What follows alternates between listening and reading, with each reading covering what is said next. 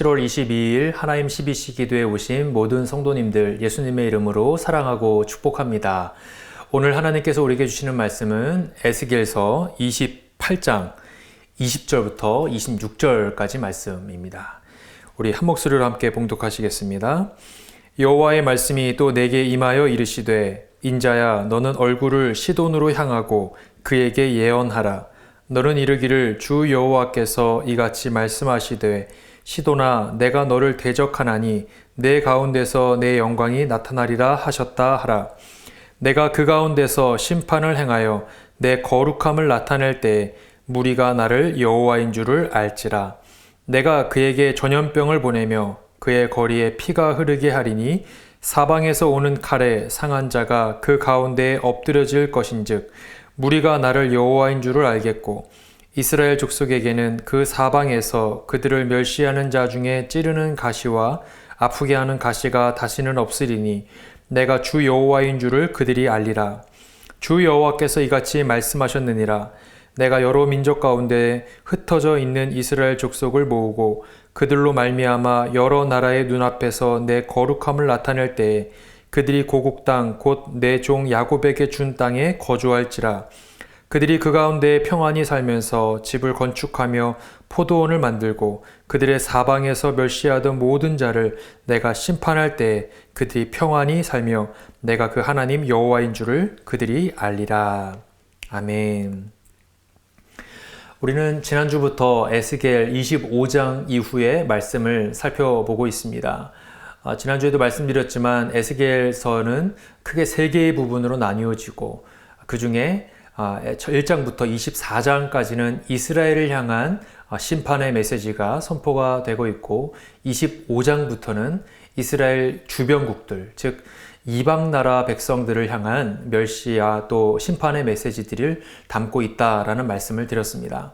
지난주부터 25장 이후에 이제 암몬과 모압을 시작으로 해서 에돔, 블레셋, 그리고 어제는 두로에 대한 심판의 메시지까지가 이어졌습니다. 그리고 오늘은 이 시돈에 대한 심판의 메시지가 기록이 되어 있죠. 여러분, 시돈이라고 하는 이 도시는 두로에서 북쪽에 위치한 항구 도시입니다. 그런데 이곳은 우상 숭배로 가득했던 지역이었죠. 사실 어제 살펴보았던 이 두로와 오늘 살펴보게 되는 이 시돈은 굉장히 가까운 마치 자매 도시와도 같은 그런 지역입니다. 그래서 성경 곳곳에는 두로와 시돈을 한꺼번에 묶어서 설명하는 그런 부분들이 많이 등장을 하죠. 어제는 두로에 대한 심판의 메시지였다면 오늘은 그 시돈이라고 하는 이 두 도시에 대한 메시지가 연이어서 기록이 되어 있습니다. 이 시돈 땅을 향한 심판의 메시지는 20절부터 시작이 됩니다. 우리 20절 말씀을 함께 읽겠습니다. 시작. 여호와의 말씀이 또 내게 임하여 이르시되. 이것은 에스겔 선지자의 스스로를 향한 고백입니다. 그러니까 지금 이거 하고 있는 이 말이 나의 개인의 생각이나 의견을 말하는 것이 아니라 하나님께서 나에게 직접 말씀해 주신 것을 내가 그대로 전달하고 있다라고 하는 것을 에스겔 선지자가 이야기하는 것이죠. 그리고 에스겔 선지자는 이 말씀, 하나님께서 나에게 직접 하신 이 말씀이 누구를 향한 말씀인지도 이야기를 합니다. 그 다음 구절인 21절입니다. 시작. 인자야 너는 얼굴을 시돈으로 향하고 그에게 예언하라. 너의 얼굴을 시돈으로 향하라 라고 말씀하시면서 이 오늘 주시는 말씀이 시돈 땅을 향한 메시지임을 분명하게 밝히고 있죠. 그리고 그 시돈 땅을 향해 하시는 말씀의 구체적인 내용이 그 다음 구절부터 등장을 합니다. 22절 말씀 함께 읽습니다. 시작. 너는 이르기를 주 여호와께서 이같이 말씀하시되 시돈아 내가 너를 대적하리니 내 가운데에서 내 영광이 나타나리라 하셨다 하라.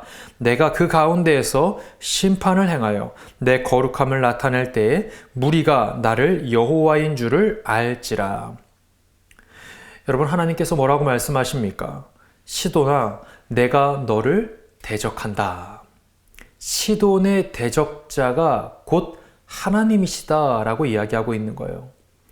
시돈의 입장에서는 그들의 대적자가 이스라엘인 줄 알았는데 사실은 이스라엘 뒤에는 하나님이 계셨고 그들의 실제적인 대적자는 하나님이셨다라고 하는 것이죠. 여러분, 그런데 오늘 말씀을 자세히 보시면 내가 너를 대적한다 라고 말씀하신 그 이후에 곧바로 그들을 대적하시는 이유와 목적을 말씀하고 계세요. 뭐라고 하십니까? 내 가운데서 내 영광이 나타내리라. 너희들의 그 심판하는 시돈 땅 가운데 하나님의 영광을 나타내시겠다는 거예요. 그리고 한 번만 이렇게 말씀하신 게 아닙니다. 그 다음에도 그 뒤에도 뭐라고 얘기합니까?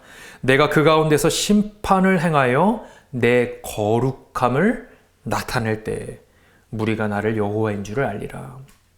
여러분, 이 구절을 자세히 보십시오.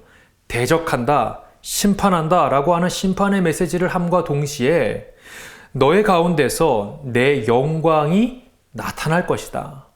내 거룩함을 나타낼 것이다.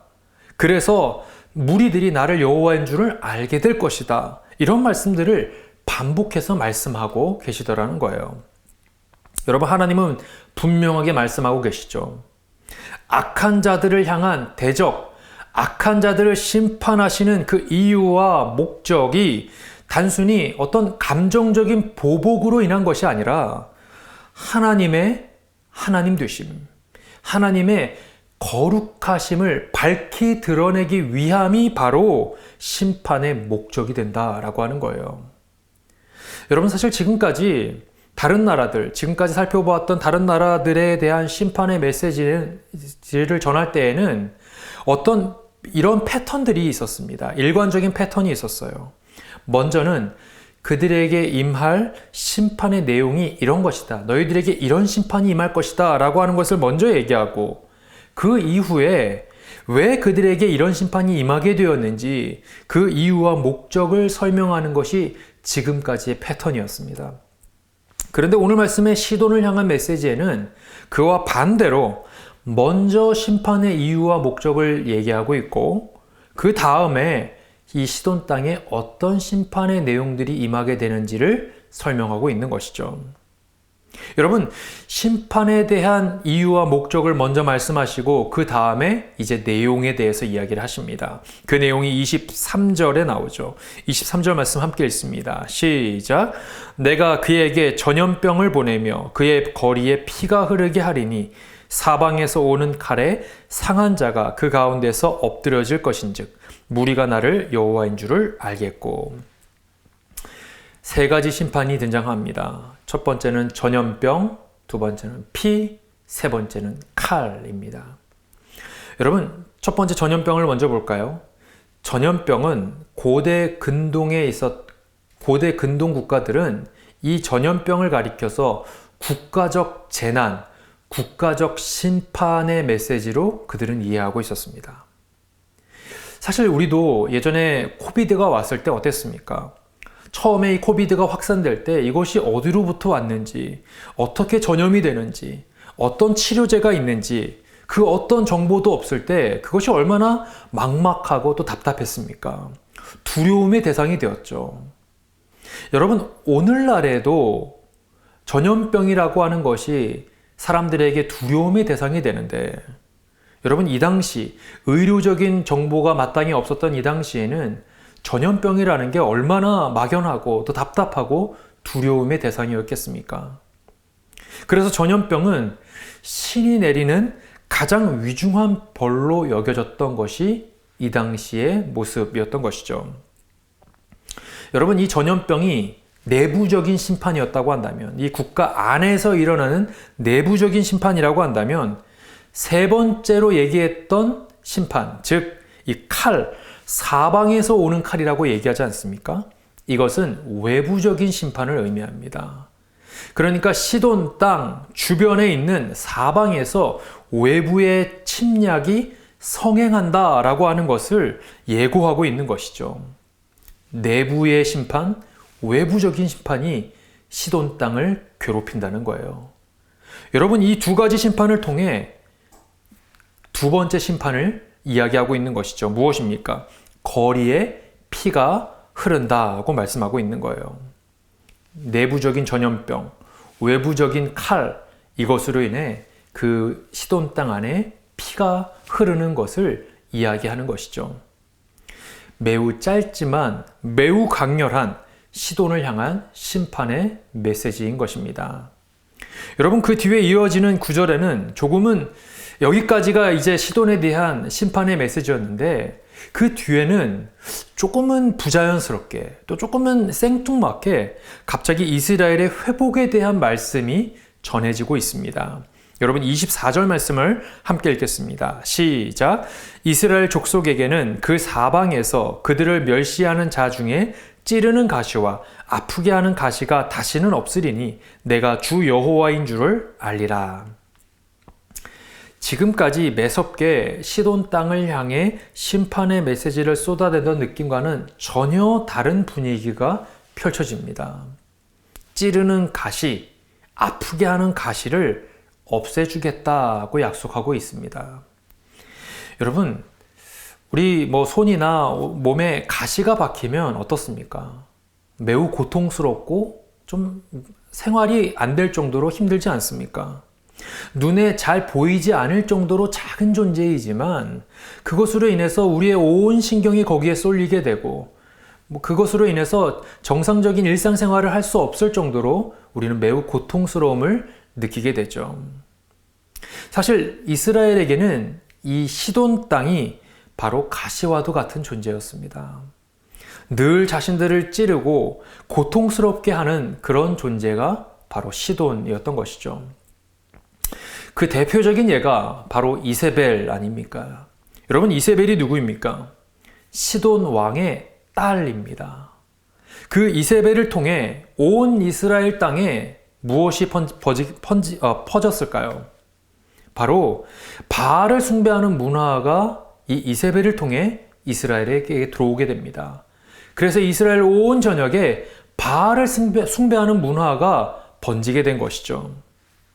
그러니까 시돈은 단순히 이 이스라엘을 향하여 군사적으로만 힘들게 했던 그런 존재가 아니라 이스라엘을 영적으로 하나님으로부터 멀어지게 만들었던 영적 가시와도 존재가 바로 이 시돈 땅이었던 것입니다.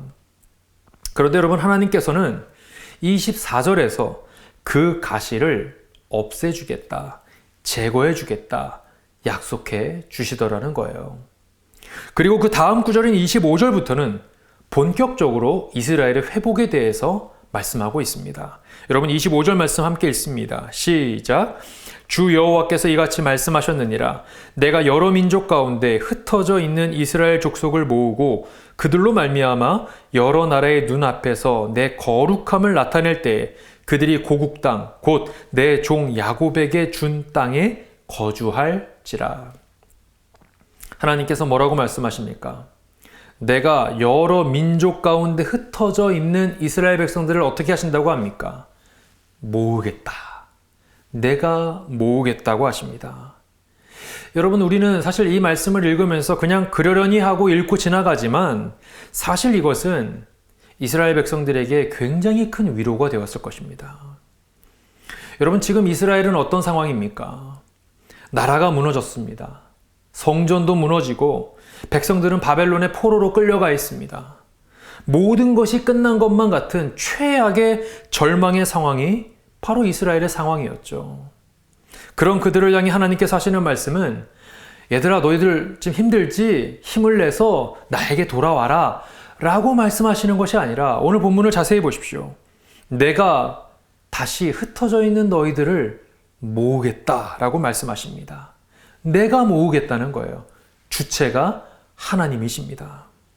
마치 이리저리 흩어진 양떼들을 목자가 목자의 의지로 얘들아 이리 와라 라고 모으시는 것처럼 유리방황하며 고달픈 인생을 사는 이스라엘 백성들을 가장 안전한 곳으로, 가장 평안한 곳으로 목자가 있는 그 안식처로 모아 주신다라고 하는 것이죠. 여러분, 포로 생활을 하면서 고달픈 인생을 살았던 이스라엘 백성들에게 이 하나님의 말씀이 얼마나 큰 위로가 되었을까요? 저는 이스라엘 백성들을 하나로 모아주신 그 하나님께서 예배를 드리는 또 영상으로 말씀을 함께 나누는 우리 모두의 삶 가운데 우리의 마음과 생각과 신앙도 하나로 모아주시는 은혜가 있기를 간절히 소망합니다. 여러분, 그렇게 모아진 이스라엘 백성들에게 하나님께서는 무엇을 약속하고 있으실까요? 26절 말씀을 함께 읽습니다. 시작. 그들이 그 가운데에 평안히 살면서 집을 건축하며 포도원을 만들고 그들의 사방에서 멸시하던 모든 자를 내가 심판할 때에 그들이 평안히 살며 내가 그 하나님 여호와인 줄을 그들이 알리라. 그 가운데에 평안히 산다라고 하죠. 그리고 집도 건축하고 포도원도 만든다라고 합니다. 여러분, 집은 무엇입니까? 우리에게 평안한 안식을 제공해주는 가장 안전한 공간입니다.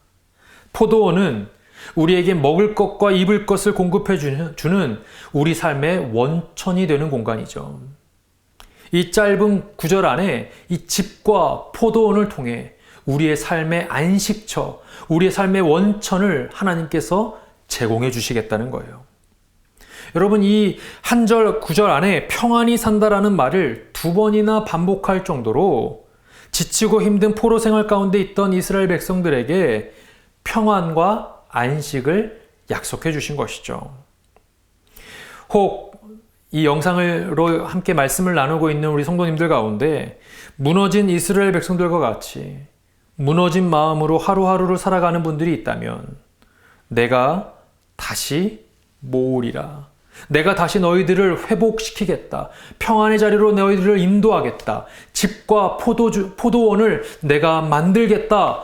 약속해 주시는 이 하나님의 음성이 여러분의 귀에, 여러분의 마음에 생생하게 들려지기를 간절히 소망합니다. 여러분, 말씀을 마무리하면서 여러분에게 한 가지 질문을 드려보고자 합니다. 여러분, 오늘 7개의 구절을 우리가 함께 읽었는데 20절부터 26절까지 여러분은 혹시 이 말씀에서 계속 반복되고 있는 한 표현을 혹시 발견하셨습니까? 바로 내가 여호와인 줄을 알리라는 표현이죠. 이 말씀은 오늘 우리가 읽었던 7개의 구절 가운데 무려 4개의 구절의 가장 마지막에 공통적으로 이 구절이 기록이 되어 있습니다. 22절의 마지막에도 무리가 나를 여호와인 줄을 알지라.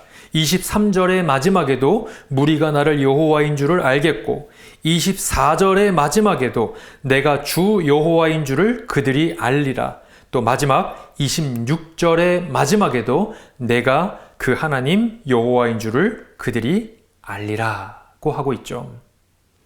여러분, 이 짧은 구절들 속에서 무려 4개의 구절을 동일한 표현으로 마무리하고 있다는 것도 참 놀라운 사실인데 그것보다 더 놀라운 것은 이 동일한 표현이 시돈 땅을 향해서도 저주와 심판의 메시지를 쏟아놓고 있는 시돈 땅을 향해서도 그 메시지의 마지막이 이 표현이고 또 평안과 안식을 약속하고 있는 이스라엘을 향해서도 그들의 말씀 중에 마지막 표현이 내가 여호와인 줄을 알리라는 표현으로 마무리를 하고 있더라는 것이죠. 저는 이것을 보면서 우리의 인생사에서 펼쳐지는 모든 상황들은 설령 그것이 악한 것이든 또 선한 것이든 우리를 힘들게 하고 절망스럽게 하는 것이든 기쁨과 감사의 자리로 인도하는 것이든 그 모든 것들은 결국 내가 여호와인 줄을 알리라. 하나님의 하나님 되심, 하나님이 어떠한 분이신지를 밝히 드러내기 위한 하나님의 목적이 있다라고 하는 사실을 우리는 기억해야 합니다. 사랑하는 성도 여러분, 우리의 모든 인생사 속에서 오직 하나님의 하나님 되심, 오늘 우리의 삶 가운데서도 여호와인 줄을 알리라 라고 하는 말씀이 밝히 드러나는 인생을 살아가시는 저와 여러분 되시기를 간절히 축원합니다. 우리 함께 기도하겠습니다. 오늘 주신 말씀을 기억하시면서 우리 함께 기도하기를 원합니다. 시돈 땅을 향한 심판의 메시지를 주신 이유와 목적도 하나님의 하나님 되심을 드러내기 위함이었고 또 이스라엘을 향한 평안과 회복의 메시지 역시 하나님의 하나님 되심을 드러내기 위함이었음을 깨닫게 됩니다. 하나님, 우리의 인생에 펼쳐지는 크고 작은 모든 상황들 속에서 그것이 때로는 우리를 절망 가운데 이끄는 일이든 기쁨과 감사의 길로 이끄는 길이든 그 무엇이든 우리의 삶의 모습들을 통하여 내가 여호와인 줄을 알리라, 하나님의 하나님 되심이 밝히 드러나는 인생 살아가는 우리의 삶 되게 하여 주옵소서. 오늘 말씀 기억하시면서 함께 기도하겠습니다. 사랑이 많으신 하나님 아버지, 하나님, 우리의 삶의 모든 것들을 주님께만 의탁하며 나아갑니다. 오늘 말씀을 통해 시돈 땅을 향한 심판의 메시지를 주신 그 이유와 목적도 내가 여호와인 줄을 알리라고 말씀하셨고, 이스라엘을 향한 평안과 회복의 메시지 역시 그 이유와 목적이 내가 여호와인 줄을 알리라고 말씀하셨던 것처럼, 하나님, 우리의 인생을 살아가면서 우리 인생에 찾아오는 모든 삶의 여정들 가운데, 삶의 모습들 가운데, 그것이 절망의 모습이든 기쁨과 감사의 모습이든 하나님, 우리의 인생을 통하여 내가 여호와인 줄을 알리라 말씀하시는 그 하나님의 하나님 되심이 밝히 드러나는 인생 살아가게 하여 주시옵소서. 하나님, 우리의 삶의 여정을 주님께만 의탁합니다. 하나님, 우리의 모습들은 십자가 뒤로 감추어 주시고 하나님의 영광만이 드러나는 인생 살아가게 하여 주옵시고, 하나님, 우리의 삶의 모습들 가운데 하나님, 우리의 이름과 우리의 외형적인 것들이 드러나지 않게 하시며 우리의 사역을 통해 우리의 모든 일과 영성과 예배와 우리의 삶의 터전들 속에서 오직 십자가의 영광만이 드러나는 그러한 인생 살아가게 하여 주시옵소서. 오늘도 우리의 삶의 일터로 나아갑니다. 가정 가운데, 회사에서, 직장에서, 학교에서, 삶의 모든 터전에서 하나님, 우리의 삶을 통해 오직 예수 그리스도만이 드러나는 귀한 인생 살아가는 우리 모두가 되게 하여 주시옵소서. 우리 한 번 더 기도할 때 우리 교회를 위해서 기도합니다. 우리 새누리 교회를 위해서 기도할 때 하나님, 이 실리콘밸리 지역에 우리 교회를 세우셨습니다. 정말 인본주의적이고 세속주의적인 것들이 가득한 이 땅 가운데 우리 교회를 세우셨는데, 우리 교회가 이 시대를 휩쓸려가는 교회가 아니라, 이 세대를 본받는 교회가 되는 것이 아니라 도리어 정말 이 세대를 거슬러 올라가며 하나님의 말씀과 거룩과 경건의 모습으로 이 세대를 이끌고 갈 수 있는 우리 새누리 교회 되게 하여 주옵소서. 특별히 하나님, 우리 교회 가운데 비전센터를 허락하여 주셨는데, 이 비전센터가 정말 우리 다음 세대가 하나님을 온전하게 예배할 수 있는 영적인 공간이 되게 하여 주옵시고, 우리 교회만 즐겁고 행복한 공간이 아니라 우리 지역사회 가운데 하나님을 알지 못하는 수많은 영혼들을 향하여 복음 들고 나아갈 수 있는, 복음을 흘려보낼 수 있는 축복의 통로와도 같은 공간 되게 하여 주시옵소서.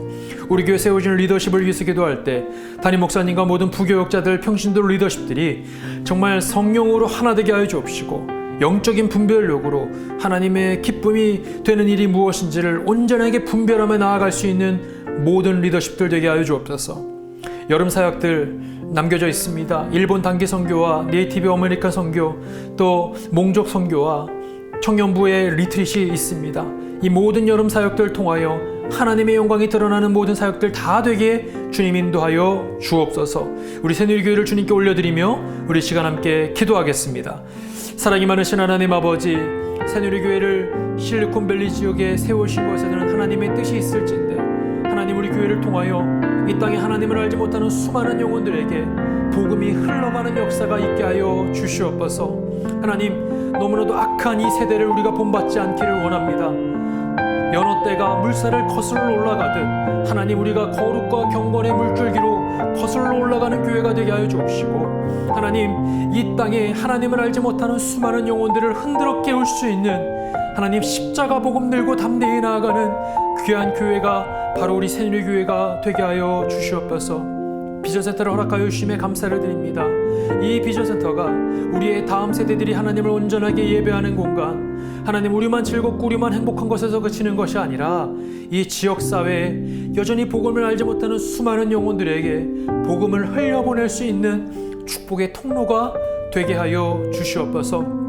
우리 교회 세워진 리더십들이 정말 성령의 충만함으로 하나님 영적인 분별력을 가지고 하나님의 뜻이 어디에 있는지를 분별하며 나아가는 리더십들 되게 하여 주옵시고, 하나님 우리 교회가 정말 하나님의 기쁨이 되는 교회, 하나님의 마음을 시원케 해드리는 우리 새누리교회 공동체 되게 하여 주시옵소서. 사랑이 많으신 하나님 아버지, 하나님 오늘도 귀한 말씀 주심에 감사드립니다. 말씀을 우리의 마음 가운데 담습니다. 하나님, 시돈 땅을 향한 심판의 메시지도, 이스라엘 향한 평안과 회복의 메시지도, 그 모든 것이 내가 여호와인 줄을 알리라고 하나님 결론으로 마무리 지었던 것처럼, 하나님 우리의 인생의 크고 작은 모든 인생의 모습들 속에서 하나님 그것에 일희일비하지 않고 이 우리의 삶을 통하여 하나님의 하나님 되심이 밝게 드러나는 귀한 인생 살아가는 우리 모두가 되게 하여 주시옵소서. 감사드리며 사랑이 많으신 예수님의 이름으로 기도드리옵나이다. 아멘. 오늘도 우리의 삶을 통해서 내가 여호와인 줄을 알리라, 그 말씀이 드러나는 인생 살아가시는 저와 여러분 되시기를 간절히 축원합니다. 어떠한 상황 가운데도 승주찬